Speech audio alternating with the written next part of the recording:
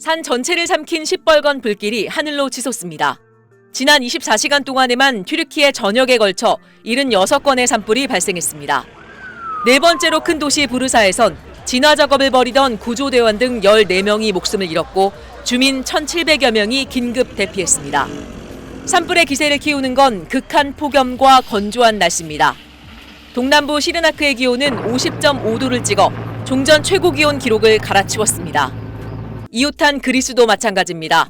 유명 관광지인 크레타섬을 비롯해 펠로폰네소스 반도, 메시니아, 키티라섬 등지에서 산불이 강풍을 타고 빠르게 번졌습니다.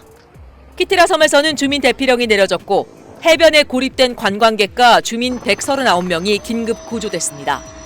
지난 25일 메시니아 지역의 최고 기온이 45.8도를 기록하는 등 그리스 곳곳이 일주일째 40도를 넘기며 화재 위험이 최고조에 달했습니다. 일부 지역엔 경보 최고 단계인 적색 5단계가 발령됐습니다. Αυτή τη στιγμή αν λείπαμε από το σπίτι μας θα είχε καεί τελείως. Όπως φύγαμε την άλλη φορά με τη φωτιά. 산불은 이웃 불가리아로도 번졌습니다. 남서부 국경지대에서 발생한 산불이 100여 곳으로 확산하며 주민 대피령이 내려졌고 일부 마을은 절반 이상이 소실됐습니다.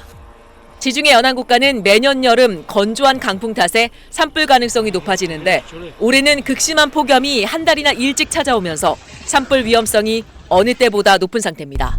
SBS 장선입니다.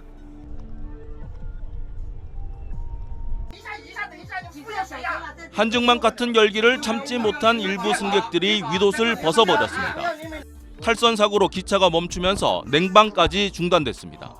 한여름 폭염에 창문도 출입문도 닫힌 밀폐 상황이 3시간 넘게 이어졌습니다.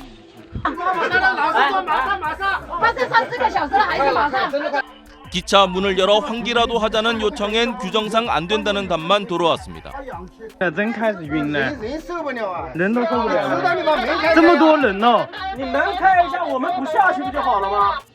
열차 내 온도가 38도, 습도는 80%에 달해 일부 승객들이 어지러움과 구토 증상을 호소했고 결국 참다 못한 한 승객이 승무원의 만류에도 비상망치로 창문을 깨기 시작합니다. 공항에서도 비슷한 일이 벌어졌습니다.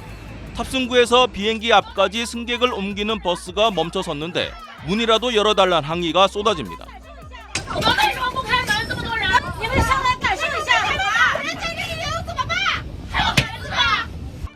활주로 대기가 길어지자 고통을 호소하지만 응답이 없습니다.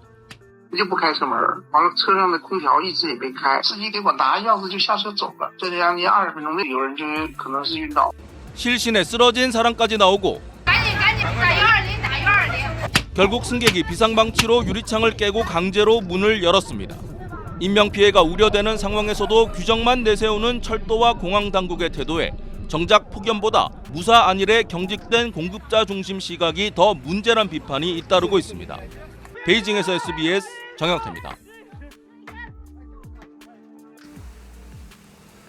일본 요코하마의 왕복 5차선 도로 가장자리에서 쉴 새 없이 물기둥이 치솟습니다. 오토바이가 지나가는 순간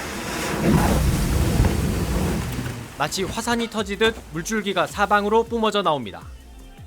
하수구에 물이 차면서 압력을 견디지 못한 맨홀 뚜껑이 날아가 버린 겁니다. 率直に死ぬかと思いましたね。マンホールのあんな重いのが吹っ飛んできたんで。 다른 영상에는 인근 맨홀에서 연쇄적으로 물길이 치솟는 모습이 담겼습니다.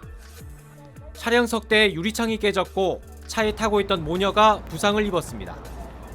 요코하마를 비롯해 도쿄, 사이타마, 군마, 후쿠시마 등 관동 동북 지역에 어제 오후 시간당 100mm가 넘는 폭우가 내렸습니다.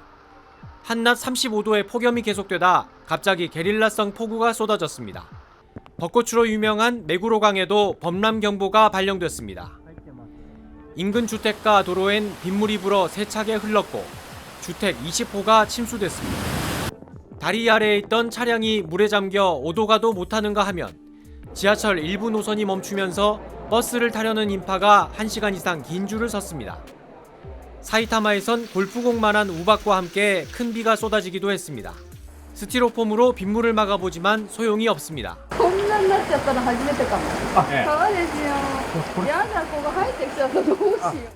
비가 대부분 그치면서 관동 지방에 찬 공기가 유입돼 도쿄 최고 기온은 어제에 비해 10도 이상 낮아졌습니다. 그러나 기상청은 서일본을 중심으로 오늘도 폭염과 폭우가 반복될 수 있다며 주의를 당부했습니다. 도쿄에서 SBS 문주모입니다.